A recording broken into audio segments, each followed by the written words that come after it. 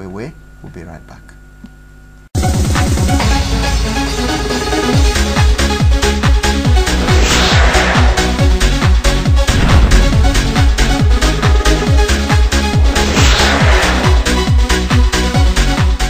Back, you're still watching the show A Chat to the Professional, and my guest remains one of the presidential aspirants in the 2011 elections, Professor Pat Utomi. Before we went on break, we were talking about educational development, what we have gotten wrong, what we need to do. What about infrastructure? We have almost a near total collapse of the infrastructure.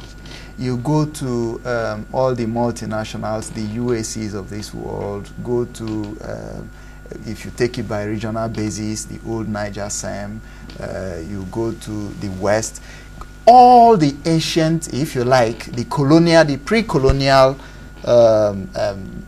industries and manufacturing firms, where they are not totally collapsed, a great chunk of it has been moved to a neighboring country. Yeah. Where do we go from here? Yeah, but the two things, and we can take them both together, and they're critical, they're related. There's infrastructure in the country generally, which impacts production, manufacturing, and we can take manufacturing itself, because we've got manufacturing strategy completely wrong, and that is the problem of Nigeria. Okay. And the fact that we are not patient enough to be educated by people who see more clearly frustrates things even further. But let's go to infrastructure first. My favorite illustration is the fact that when I came back from graduate school in 1982, I drove from Lagos to Benin, toll gate to toll gate, 2.5 hours. Now, today, when you are lucky, that's a 6-hour drive when you are lucky. If it rains badly, in the middle of rain season, it can be either 12 hours or 2 days, whatever, you know. That should not be the case. First of all, you know, each time I try to fly to Benin, the number of people who get waiting to catch a flight to do a 20-something minute hop, you know, which is a distance people would drive to catch a flight, is disgraceful. People have given all kinds of excuses, but there's no excuse tenable anymore. But we have not created a policy environment to allow infrastructure. Look, since Obasanjo got to power, from that day till today, not one major road project has been completed in Nigeria. To me, go and check. Look at how many people were killed the other day on this Lokoja, Abuja. We've been dualizing that road for 8 years. They've not finished it. What's wrong? The contracting process is flawed, fundamentally flawed. This obsession with corruption and all of that. And I have said, we can solve those problems. If we have a fundamental problem, we know we have a problem, you creatively go around the problem. Since the public service is now so bad, politicians, civil servants, everybody is just looking for this mess and their country is dying before them, it doesn't matter. Okay, so let's take that as given, we can't do much about it. Creatively, you can overcome that. I suggested previously that part of what we could do with this is, let's look for private capital around the world that can develop infrastructure. Today, increasingly around the world, are private banks own highways. Take a state I lived in America, state of Indiana. I went back the other day, and the major highway going through it is now owned by an Australian bank, and all of that. So, but invite them to invest in infrastructure in Nigeria, will they come? Of course not, because of Nigeria's reputation. You know, tomorrow there will be a new government that will cancel the contract and say this. So how do you get around that kind of problem? My take was, at the time we still had foreign reserves. Our foreign reserve was at $60-something billion. Now we've managed to deplete it on what? I don't know. Because there's nothing to show for the depletion of the foreign reserves. We had infrastructure that has been constructed. What's the improvement in the quality of life of Nigerians is that our foreign reserves disappeared. None. You know, where people have public accountability, nobody who has been in office in the last 12 years should be allowed to contest an election, but that's another matter altogether. But so, what you then do, I said to former central bank governor, look, take 20 billion from these foreign reserves, use it as collateral security, put it in Fortis Bank, wherever, whichever bank it is, and say, those who have private capital that are willing to do infrastructure in Nigeria, if we do anything stupid during the course of the life of this build, operate, and transfer scheme, 25, 50 years, whatever it is. Go to international arbitration. Yeah. If you win, go to Your that money Fortis is bank, your money is there. That money is not the money that will cover all the contracts, but it will boost confidence so much that private capital will begin to flow in. So federal government, money we need for the Lagos-Benin Expressway, don't give any contract to anybody. Invest in a portion of that company that is doing the Lagos-Benin Expressway, and okay, other levels of government can do feeder roads and stuff like that, but major motorways, rail lines be done through this kind of contracting scheme. But we didn't do that. Manufacturing is a different thing altogether. Yes, manufacturing has failed significantly because of the power situation in the country. Many of the sectors.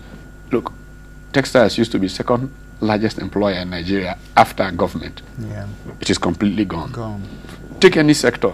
You know, my friends who say, hey, what happened to motor industry? I say, yeah, very good question. The best question I can get asked. Because people who don't think accuse people on things they don't understand. When I was in that industry, I saw this problem clearly. The day that I accepted to work in that industry, I said this industry is irrelevant, should not continue in its form, because Nigeria is uncompetitive in this area. If you move into an adjustment program and you're not competitive, you got a dead industry. For all of manufacturing, what we should do, and what I prescribed that we do back then, forget these glory issues of import substitution. I want to own motor industry, I want to own that industry. Take something that you have a factor endowment. What does Nigeria, what has God gifted Nigeria, which is has comparative advantage? If you take the motor industry, for example, rubber. Best yield per hectare in the world of rubber is probably in Nigeria. Take a number of rubber components, sign an agreement with Volkswagen, sign an agreement with Peugeot Automobile. Let us produce those components for your worldwide needs in Nigeria. So invest here, and we build a global value chain from Nigeria, which Nigeria will earn billions of naira and dollars, and create hundreds of thousands, if not millions of jobs. Okay, Prof, I'm sorry, I'm beginning to get signals. You know, we have to wind up this interaction. We hope that we'll find another time soon, you know, to have you on this show.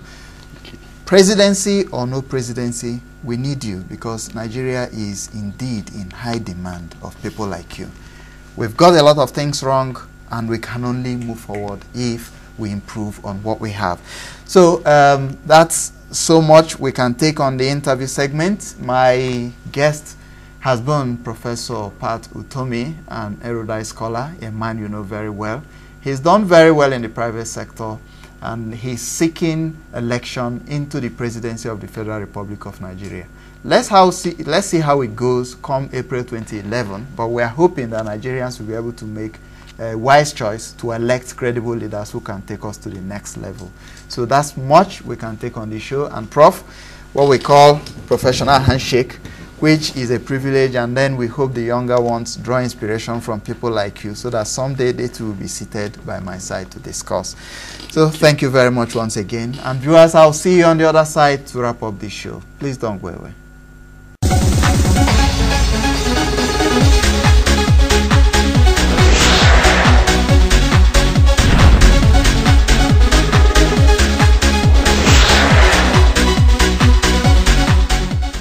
All right, that's how it's been on today's program, A Chat to the Professional.